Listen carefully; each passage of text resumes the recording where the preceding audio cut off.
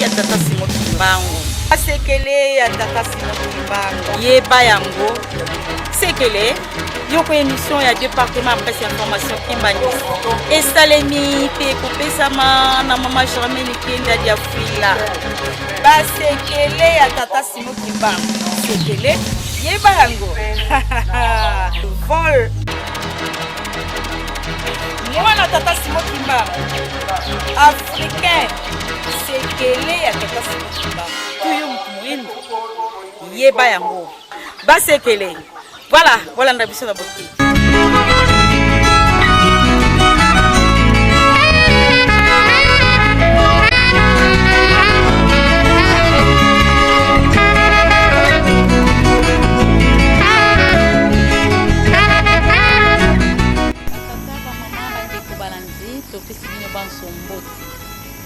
Salimi pe kopesama na mama Germaine. Mama Germaine lelo akozala ye mokote akosungama na papa Vicente. Bandeko balanzi lelo mingi tukulubela na tina mai oyo papa mokonzo bule papa Simon Kimbangu kiangani azali koloba na eleko oyo.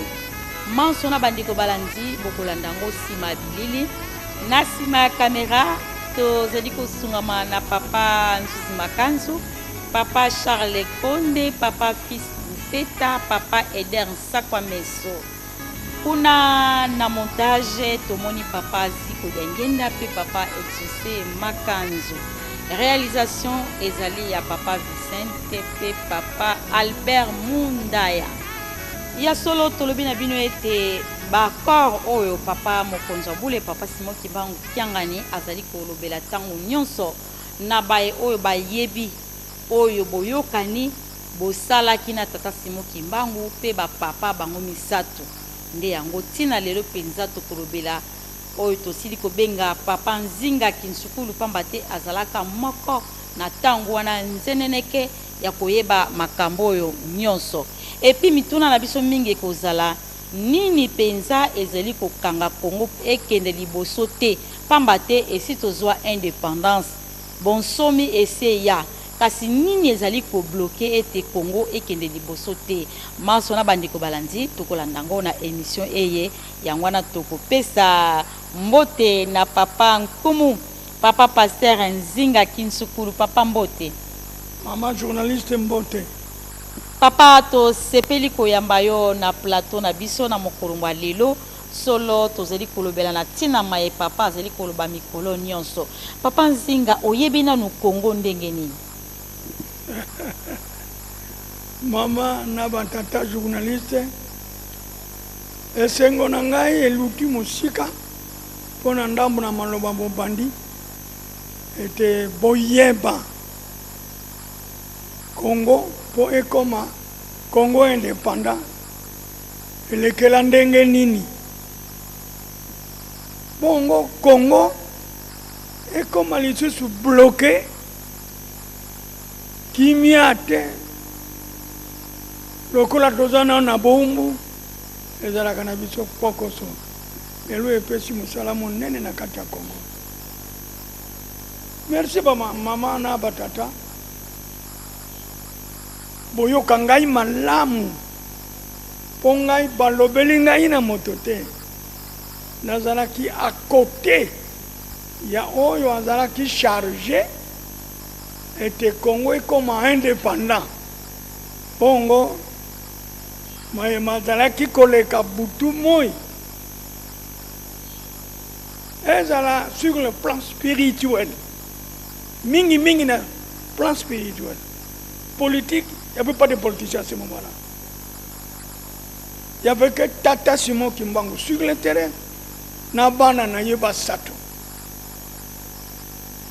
Pona nini likambo yokwaya kala na Congo depuis 1921. Tata Kimbangu amonani motinda mimwanzambe. Amonani nzambe. Po asalaki makamusi mayenganga nzambi moko te. Apare yeme nkolo Yesu asala bongo na mpusu mwindu Tata Kimbangu asali yango na kombo ya Yesu esala pasi likambo yango eningisa mokili Afrique, Europe, Asie, Océanie pona kokate na Congo moto abimi kuna aze kosala makambo na kombo na Yesu Kristo biloko wana bizalaki bitumba munene kati na basambeli ya Nzambe po esengelaki bango mpe bayeba kosala me bakoka te parce que bazali batindami te baponami te. Alors likambo yango ebima esali bato mingi pasi pona poso moyindu oyo tata tiangie ndaza kuloba te montre mwindu awuta wapi tina ezali mende na tina yango makambo ebele masalama me lelo tozali kolobela ete mboka yango ekoma na niveau ya kobengama Congo indépendant, moto moyindu akoma président de la République, moto moyindu akoma député, sénateur et consort. Eutaka isika. Esika nini? Yango nde kangi Congo. Esika wana nde bokoyoka ndenge kangeli Congo. Likambo non c'est global, c'est global, c'est pas. Mais il faut en détail pour moto afungwana amona polele na likambo yango wana lelo lokola bino botumboli ngai na komi na ngai vieux aujourd'hui j'atteins 93 ans d'âge naza kokenda ngai na kokufa histoire ya Congo comme tel nainu elobami te solo ya Congo nanu elobami te po yebani pe na bato ebele te mais bon bayebi yango pe babomba majorité pe bakufa bien minorité. Alors na moi minorité wana etikala toyebani kombo toyebani bilomi naloko nazali kimbangiste na botami na lingomba yango na koli na lingomba yango na botami na famille yango lelo botumboli ngai na nini na 80 95 96 toaki na entretien spécial ngai na mutu Patrice Antoine Chizenga na Kinshasa na bengamaki awa pona mwa mukanda na sala kibuku oye pesaki ndambo ya ndimbola ya misala mya tata Kisolo Kele Lukelo Charles mwana ya liboso ya tata Sumo Kimbangu oyo yazalaki kotinda po bitume bana 1921 jusqu'à 58 makambo mandenge na ndenge malobama masalama tata Kimbangu kutu akufa bana na ye bakoma baelemi na bato na mayele ya Congo po noki bakofungola esika wana bamona na pe bato ben likambo yango eluki nzela tata Kimbangu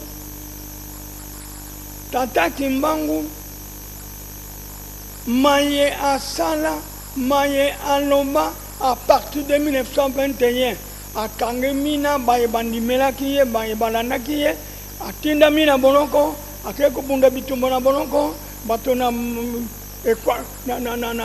este mobimba bayeba ete bakongo bakangama pona likambo na Nzambe bamatisa bango na bonoko ebele kati na bango basakufa na bango kasi mokonzi na bango kombo na ye Simon Kimbangu batinda ye na Elizabethville kuna nde ye asala boloko na ye jusqu'à 51 akokufa. Mais avant kufa abongisaka makambo.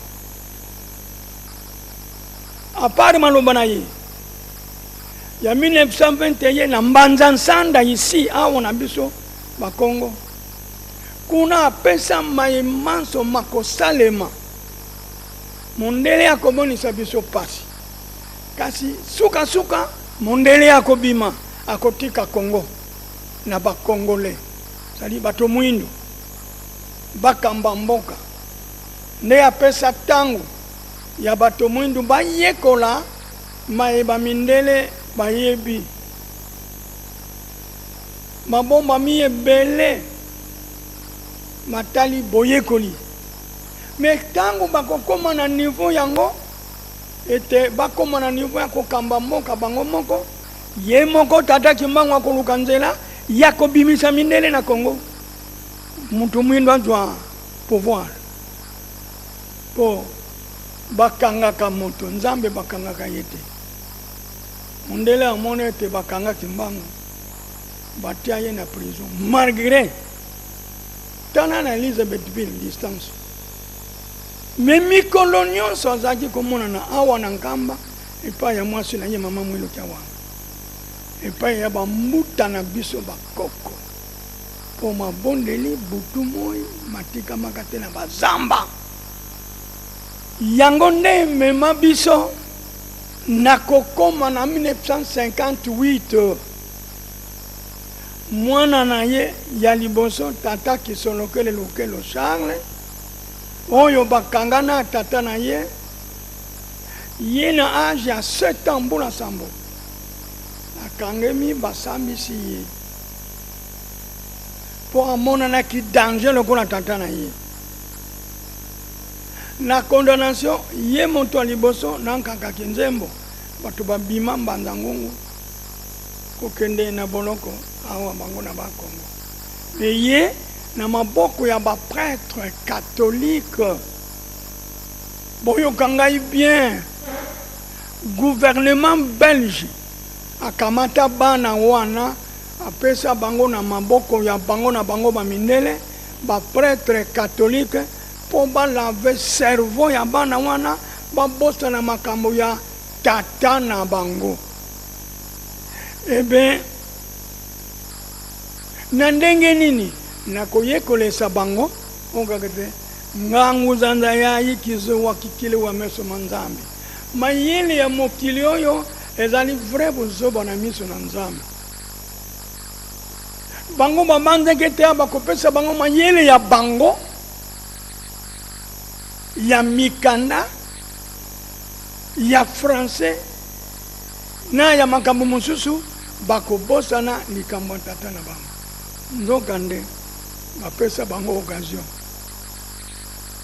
Papa Kisolokele a fait ses études en Boma, la colonie scolaire, de 21 jusqu'à 46 à 6 classes. On y a bâti quand il y a battu un moussala dans le gouvernement belge. C'était un élément. Mon émaillé les mingi, collègue Baninga na Yenyos. Maïmas Mazari, collègue pendant son séjour à l'école, Tokolobere Yangote. On est dans la moussous. Potoli Golobalika Metali, Bonsomi Bwamboka, Oyo. Euta Wapi. Bonsomi Bozuama, Kasi, résultat ya kimia ya batona Bonsomi, ezalité. Likamwangwe ezali, ndenge nini, Euta Wapi, pona nini. C'est ça, non? Ah bon. Je veux vous parler. Moi, on ne me l'a pas dit, je l'avais vu. Je palpais ça. Pourquoi? Parce que je vivais dans la maison de papa Kisolokele Charles. Et il nous disait, mais moi qui étais trop proche, il me disait beaucoup pendant la nuit. Parce qu'il a été surveillé. Kobanda classe surveillé, Kobanda comment que ça là dans l'état, vous surveillez, jusqu'à comme on a grade, il a commis en chef. L'administration coloniale belge. Et là, on y est bon yo kanga bien fondation likam. Tata Kimbangu amona ete tango ekomi ekoki bana na ye bato mwindu bakomi pe mayele na Afrika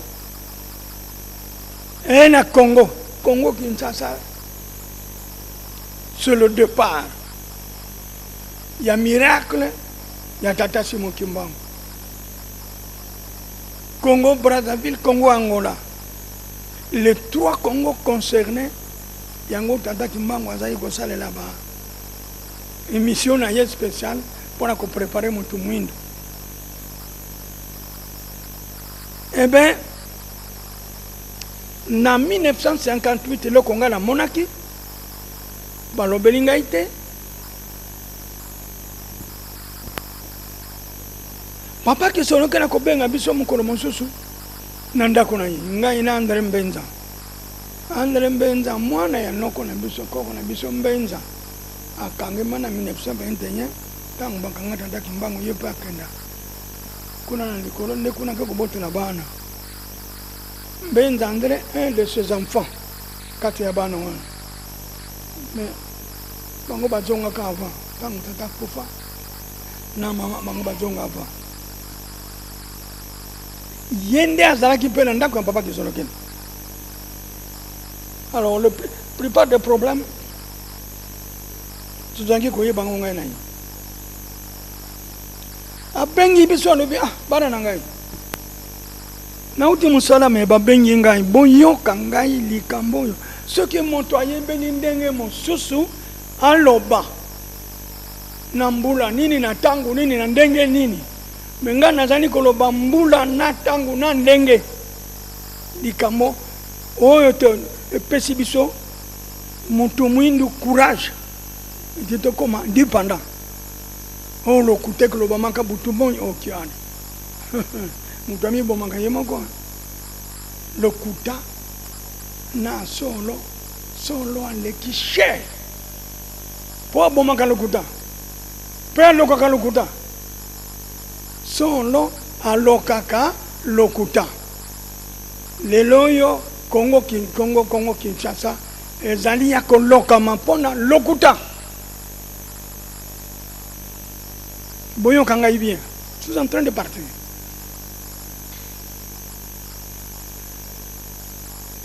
Alobi babengi ngai na l'administration du territoire monsieur Skimpers azaki mokonzi na bango po bazaki na chela ngana azaki na chela ye monsieur Skimpers c'était un belge monsieur Cornet monsieur Amelch na bamosusu bamindele. Alors papa Kisolokene commis en chef mokonzi ya bakalaka nyonso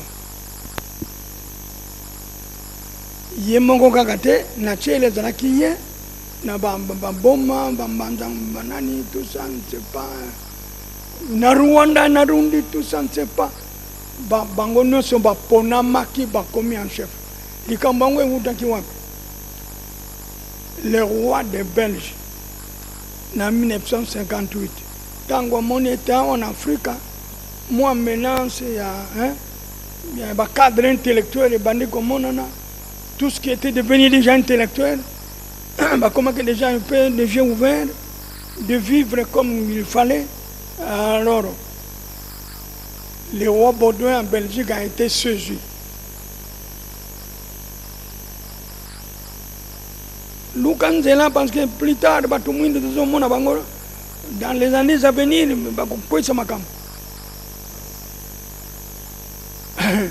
un bon secret.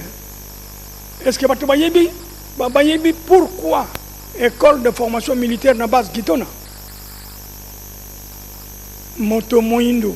Est-ce que vous savez pourquoi la formation, la construction d'une grande école de formation de guerre Motuna Nangaïna ba Congolais, les cadres intellectuels du Congo qui sont aujourd'hui des généraux, des ministres, des présidents et consorts. Moko na bina koyebisa ngai tina ya botongame ya base Kitona pour la formation des cadres militaires blancs seulement, pas de noirs. Cette école a été construite uniquement pour la formation militaire de tous les enfants blancs nés et grandis au Congo.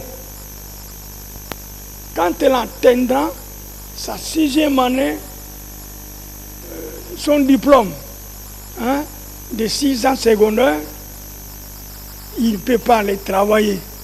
Il doit aller d'abord faire 2 ans de formation militaire dans la base de Kitona. Après ces 2 ans de formation militaire, Bakopé Saye Mondouki n'a diplôme. Pourquoi cette préparation? Bamindele, Azaki a une vision moulay. Roi comme tel, Azaki n'a pas préoccupation parce que y a mon tassunaka. Bakoko na ye basinaka convention de division du Congo que tout le temps il faut pas ça indépendant na ba africain bongo boy mindele kaka basala mbongo na bango bato na mayele bazala ki pe na vision ya bango pour protéger leurs richesses o ba yiko sala awa na Congo. Qu'est-ce qui va arriver plus tard? Les Noirs demanderont l'indépendance. Plus tard, les Noirs vont voir nous chasser dans leur pays. Et les jours où ils feront cela, ils n'auront pas de fusils. Ils ne connaissent pas la formation, ils ne connaissent pas la guerre. On va les éliminer tous. Ça, c'est tous les Noirs pour bénéficier, gagner le Congo pour eux. Et créer à la base de Kitona un pays qu'on appelle deuxième Bruxelles.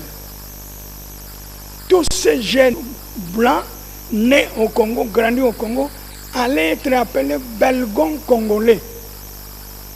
Préparation, on a besoin de Yébaki. On était les amis. Tata Kimbango Bozo Bong sama kamunare no na bosili se na butu. Bokosili c'était Yassinie. Ngai Kimbango na lobi na boyi. Ya Kimbango akambo aza wapi bakoluka bakomona yete. Alors mwana na yiki solokele akoyoka ngwe pa tata na yi. Papa Simo Kimbango akoya koloba ngwe pa ya mwasi na ye mama mwe. Awa na nkamba. Donc mboka vivre na miracle. Miracle à tata Simo Kimbango za komeka na moto te. Nzambe. Ce qui mon compte kuye bango c'est fini comme katani. Eh bien, likambo anande pesa nzela patonga kalasi munene ya formation militaire de tous les jeunes blancs terminant 6 ans de l'école secondaire. Avant d'aller travailler, il doit avoir son fusil dans sa maison, que le jour où les Noirs diraient ceci, il faut éliminer. Plan de bango ezanakandengo. Alors, on a éléki. Maintenant, en 58, papa que son local est en Bengi. Bengi besoin de bana. Lelo tata aye. Tata aye ko lo bonangai. Alors bi kombo nangai ezali na liste ya ba commis en chef blanc et noir. Tous qui ont les grades d'un commis en chef na administration coloniale belge, awa na Congo, na Rwanda et na Burundi. Tokende ko participer dans un examen spécial. Alignaye ba quels sont les cadres purement intellectuels. Ba sala bango classement mususu ya ba évoluer awa na Afrika. Alors, tata lobi kombo na ngai ezali kuna ngai pe bakobenga ngai. Mais avant nakenda soki na longo na tiela nakende na Kinshasa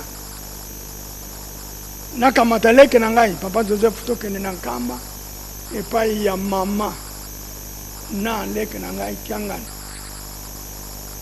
Mama nde aza na makambo koloba na ngai. Makambo wana tango na kokende kuna na école na formation, c'était au mois de mai 1958. Sanza yame 1958, s'il vous plaît. Ceux qui les belges, mais maintenant là-bas, comment ceux qui na wuti kunankamba na zonginde na kena Belgique. Alors bana nangai lobi baleke na zako longwawa na tiki mama na ndako mwasi na ye mama nsalo polina mwasi papa kuloto oto zaki ne kuna na chela na cité Mbanga. Alors il faut surveiller la maman chaque soir, vous devez être là, c'est là où on mange biso, c'est là où on mange. Sur l'argent des papas qui sont là. Sur les sires de sa femme, maman Salou. Alors, to yoki, to bombi, abin lobi na zako kenebo lukanga sute. So na ngute na poto, na koya koye bisabino, nini kolega na poto. Voilà. Maintenant, to bandi koyoka, hein? Monene yali kamozali koye la biso. Mais là, on n'a pas parlé de l'indépendance, non. On a parlé de la formation des cadres intellectuels. Parmi les cas, les commis en chef de la domination coloniale belge. Tout bon, bien la mission. Tongo tani papa kenda kana ye. Ba umenate. Vers le 3 mai, il y a kiawa. Basili si baké Kinshasa baké na poto. Kaka na sanza wana ya mai. Mais vers le 3 juin, papa cherché cette opération nyonso yankamba ya poto azongi akomi na chela. Maintenant toko yoka likambo bombami lobi kombo ya indépendant. Et komuta wapi masolo entretien ya papa qui solo kele na le roi de Belgique Baudouin Ier. Il a qui nini papa yebisi bilutongo zongi abandi zo bibaleke na ngai pasi na biso esili kolele na biso esili po ba mama ba moni pasi batata ba moni pasi yaza ikolo ba mingi ki Congo ya leta na français pasi ya ba mama na batata betu ya mama na nzila mambo bitu bona kama ina pasi vete me kubaka résultat dans les jours à venir nous serons indépendants. C'est au mois de juin 1958. À ce moment là, comme il n'y a pas mal pendant le bien, Bamba Yokio Bakangio.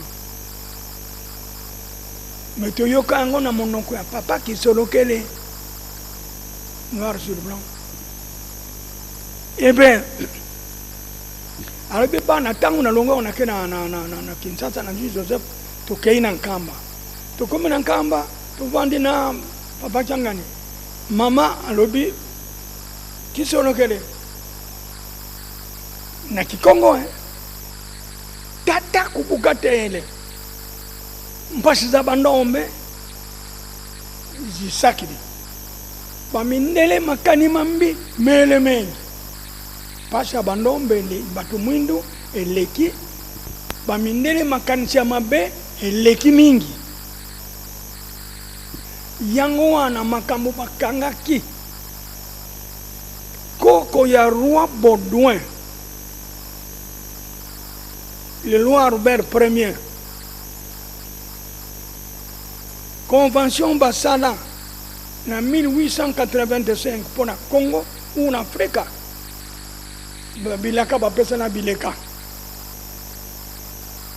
convention mosusu bakanga na roi Léopold II tata ya Baudouin tango bakanga ye na kia na Allemagne epa ya kenegi koyengo na makama minduki ebe basala convention mosusu pona kobimisa ina bonoko parce que plan ya balma ezalaka baboma ye tata na yo simoni kuna na Elisabethville amonaki ete ceux qui babomi le roi Léopold II, c'est fini. Mikano ya sina, mikano yo, le roi Albert Ier a signé, et tikana maboko na ye. Convention wana nani akofuta bato mwindu. Parce que tant balma bako joya yango koma profit ya bango. Yeza convention ya bango na congolais non. Bango bazaki balma convention ezalaki entre Congo na Belgique. Mais la Belgique, Allemagne va bomber. Donc va gagner tous les biens. Ils allaient gagner. Et la Belgique, et tous les biens. Tata Kimbangu, Nakolobane Kimbangu, Nzambe, Mutumwindu, Utawapi, Ndekonangai. Mais papa pasteur papa Kimbangu azalaki na kuna na prison ndenge ni akendo komona na kuna na boloko akendo ko bimisa roi Albert Ier. Merci mingi maman. Et l'Obama bien par la force du Saint-Esprit monaki makamunos mazali koleka Nzambe Nzambe za limite. Tata Kimbangu azali kono makamaza kono mokili na biso nyonso mikolo nyonso azali koyeba na Afrique na Europe na zone océanique même aux États-Unis d'Amérique pour azali kokende azali kokende ndenge na Elisabethville na prison azali mais azali kokende ndenge nini mokolo mosusu bakokanga ye na 5 pays Kimbangu akangami balandi bapesi ordre bakangi batire de prison bango nyonso na boma ore biso bakongo kebekete tata Kimbangu mona insulte mais yazaki kotambola na yango wana esika wana nde esika tata Kimbangu alekeli mokili mobimba maua mingi na muntu mwindu soko lati mpusu mwindu okomi zoba oza Nzambe te oza no semalelo mais tata Kimbangu asala makambo wana oyo tata Kisoloke naza kopesa biso contre rendu ya kutaraki makambo mama mwira mbisaki yango wana Kisolokele tata na yo alobi awa ozali kokende kuna na Belgique soko mosali mosala ya leta esili kuna na suka kozonga te il faut monana na roi Bodo naza kobenga Bodo monana ye Bodo undiabi ovubia olevo bitatu tata kubuka tene Bodo yani una yenkanda montu yemu ndana mikanda nyonso ba convention on ba koko na yena tata na batika de tolo ba papa nzinga mama mwilo pe aza pena na kamba kitoko o ya sala na mboka Congo mama nga naza ko lobana pas parce que ça mama na ngai mais on a lobana ya ezaki kolekela ndenge wana sur le bete premier président de la République na biso on a RDC pour na parti politique wa ben kombo abako muntu ateye maboko na mutu apamboli ye mama mwilo kya wanga na butu awa kolonga kinzata boyi na butu boji mapamboli bozongi mais on est koyashima parce que wana ezembelo ko salama kisi wana tokoti kaka moke papa nzinga solo tozali kolanda wana bokebi likambo oyo lobi wana ya roi Albert Ier basinyaki bakor pomboka na biso Congo ezwa indépendance kino lelo yo Congo ezwa indépendance kasi ezwa penza te limbola nano likambo wana. Merci maman. Si maladi yango wana le vrai maladi ya Congo to Afrika yango wana yo timona okolisi okotisi kalasa bima dima problem tout ça maintenant abandi ko sala alinyamona nsusu yote alinyayo ke sukombo na yote alinya to sur le sute okosani okopambola ye ou bien kolokanye jamais papa wana malédiction. Voilà la base de la malédiction Congo. Le Congo a été élevé par Papa Simon Kimbangu. Kubanda batata ba maman ba koko na biso tout ça. Kimbangu liboso. bongo manso ke mbango asalela kibiso boyoka ngai bien ezali belle toko lo balelo te poste kosi là je ne terminerai pas, je continuerai à vous parler parce que je connais beaucoup. Alors je vous donne un petit morceau là de rien du tout qui peut réfléchir l'homme noir du Congo. Sikoyo papa ke solo kele alo biso na wuti nkamba na kei Kinshasa na kena poto tokutana baninga bautaki na Rwanda, Burundi, nabo bautaki na Équateur, bautaki na Bambanisa Bedville, tout ça bango nyonso basangani nde bazwi avion ya Belgique bakei na Belgique kuna. Il ne s'y attendait pas de quoi il s'agit.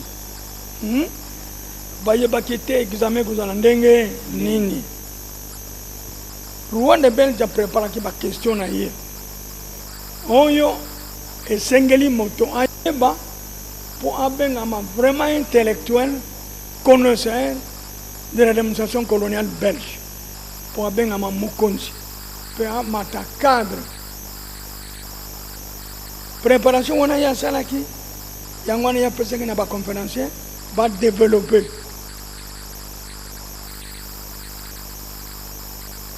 ça a été une sorte d'un examen tango basali yang et sini na proclamation papa qui sont le boyo kangai baninga ni bazalaka na ye basila na il a sorti premier dans l'examen.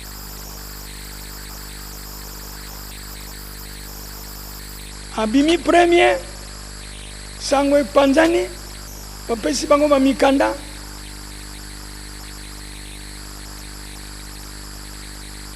Maintenant, papa qui sont le Kene, Makamoyo mama ayebisa kiye tata kimbango apesa ye ayebisa roi Belge était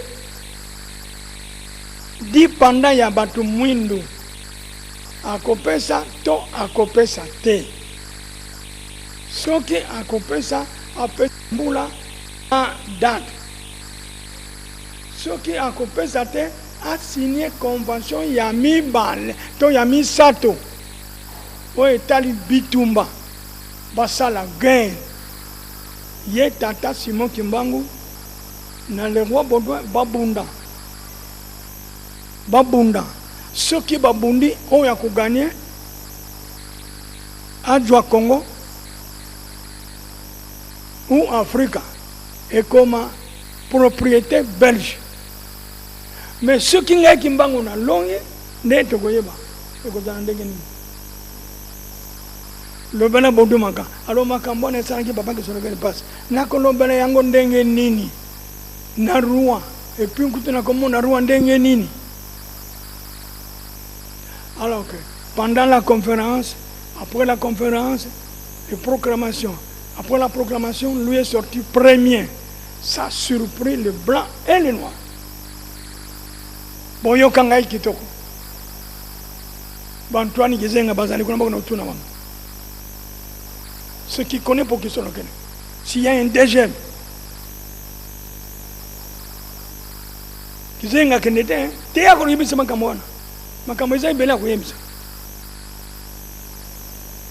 Nzambe azali nzambe ya bomoi nzambe ya molili te. Malgré mangomba masalami, ce sont des histoires politiques. Parce qu'avant 60, vous n'allez pas parler de Dieu. Yo ko créer lingomba nanzela ni. Ceux qui mangomba ya batumui de bunzela, kombo ya Kimbangu, grâce à Kimbangu, qui a tout libéré. Les lois comment oh église Likamote. Alors, donc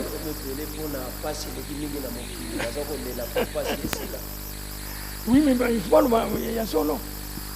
Bapesa à qui les droits? Ceux qui te connaissent, tata Kimbangu, Nzambe na biso, batu mwindu, yenda zali funguna. Comment dit Kizenga? Il dit papa Simon Kimbangu, c'est l'arbre de vie de l'homme noir dans l'Afrique. Kizenga n'a pas caché. Oh, Nzambe. Alors, maintenant, le roi Tangayoki Sangowana, il y a un noir qui est sorti premier. Qui est-il? Il s'appelle Kisonokele, sans avoir que c'est le fils aîné du prophète Chimokembako. Non, sans le savoir. Abiboye Langaye. Oh, Nzambian. Bible dit papa Kisonokele, le roi a besoin de vous. Nasi a monté ma lobby tatananga sono Nzambe. Maintenant, on doit engager un peu de jour le kokaki papa qui sont le kene ba accueilli na audience ya roi Baudouin premier. Quand le roi Baudouin premier a félicité yé papa qui sont le kene na monoko na ya zo yebisa biso a remercié le roi de lui avoir invité Bamonana. Pour azana ba préoccupation oyo tata na ye atindaki ye ayebisa ye roi mais occasion exacte. Mais dans cette occasion j'ai eu l'occasion de vous le dire, car moi qui suis lequel je suis votre prisonnier de 1921 à ce jour. Je suis un prisonnier. Après s'il y a des détails ndenge tata kangama ndenge moko kangamelaka nandenge apasi nandenge akota na maboka ba catholique nandenge ko doit diplôme nandenge asalelaka l'État te mokono wana, et que jusqu'à présent je suis un prisonnier et surprendre le roi Baudouin ça bon yokanga bien ba congolais pour beaucoup changer. La vérité on l'achète pas, on ne change pas, on l'achète pas, mais les mensonges il fait souffrir les gens. C'est pourquoi les Congolais souffrent. Alors, Yangwana, roi, Makamunini, moi je ne savais pas. Il dit, c'est ce que je vous dis, je suis votre prisonnier. Abino M. Charles, à dater de ces jours, c'est moi le roi de Belgique. Bon, premier, je dis, ton problème d'emprisonnement est terminé. Vous êtes libéré. Les dossiers de ton père est libéré. Et tout ce qui a été arrêté avec l'homme 1921 ce jour sont tous libérés. Wana bato bazana lowa, bazana ba banani kuna ba ministre de ville, ba dans le ville, tout ça bazana ba prison. Mundele azali moto.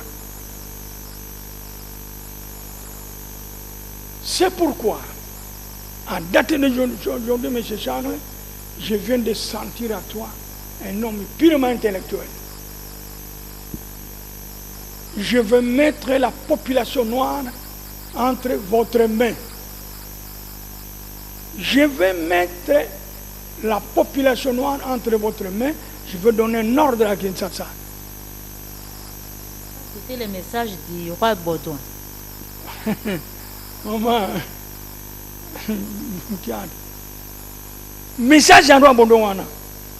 D'abord, vous êtes devenu là où tu es devenu à démonstrer du territoire full au rang de commis en chef.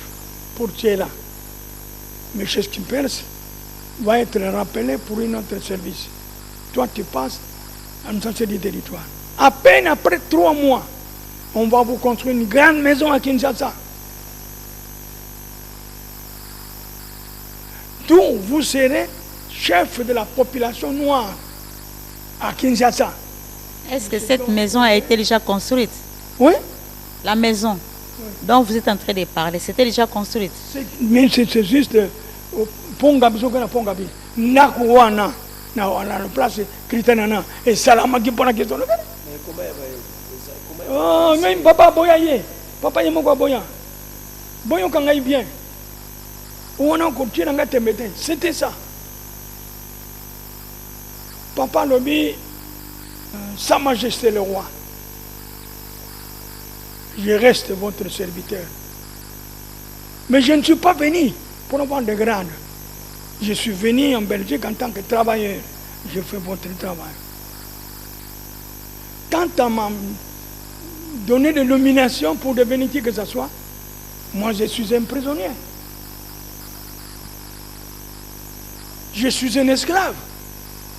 Avec tous mes frères noirs, nous sommes des esclaves envers l'homme blanc. Sur quelle base moi je peux diriger mes frères noirs? Je ne peux pas. Là, je vous excuse, avec tout le respect, Sa Majesté. Et c'est là qu'il ne pouvait pas. Monsieur Charles, mais un cadre intellectuel comme toi, mais pourquoi? Il dit, d'ailleurs, mon père m'a dit autre chose. Mon père m'a dit, le dossier qu'ils avaient signé en 1885 pour partager l'Afrique entre vous. Là, dans ces dossiers, vous avez arrêté 50 ans. Après 50 ans, vous remettrez ces Congos entre les mains des Noirs pour diriger leur pays. Et c'est pendant 50 ans que vous allez développer les Noirs. Après, vous leur remettrez l'indépendance. Mais aujourd'hui, ça fait 70 ans, bientôt on va en 80 ans. Vous ne vous faites rien. C'est pourquoi mon père m'a dit ceci, pour vous dire, mon père, Simon Kimbangu m'a dit, est-ce que ce dossier, vous le connaissez? Je dis bien, au mois de mai 1958, qui sont lesquels il n'avait aucun témoin noir à côté, pour nous dire quoi que ce soit. C'était lui, avec son père, qui est le pouvoir. Parce que tout ce que Kisolokele a fait là-bas, il ne nous a rien caché. Il dit, mon père a été avec moi partout où je vais. Je peux me disparaître, vous verrez, je ne suis pas là. Donc, je suis au Congo, je suis au Congo. Toto Sankoro na yango toto Joakimia congolais. Aujourd'hui, j'ai eu l'occasion de dire cette quatre vérités. Vous n'aurez pas un deuxième qui va te le dire. Parce que nous étions que de l'autre était mort, moi sûr et c'est. Papa que lui-même, c'est celui qui nous disait le tout, il n'a rien caché. Et il m'avait dit qu'un jour on vous posera des questions. N'ayez pas peur, dites-le la quatre vérités. Je ne vous ai rien caché. C'est pourquoi le Congo, moi ça me... Non. Il y a des fois, je dors pas de sommeil à cause de la souffrance de l'homme noir. Or, l'homme noir ne peut plus encore souffrir. Parce qu'il y a tout. Mais vous voyez deux frères, de même père, même mère, demain ils ne s'entendent pas. Qu'est-ce qu'ils vont créer la guerre? Ils vont s'entretuer. Sans savoir pourquoi cet esprit.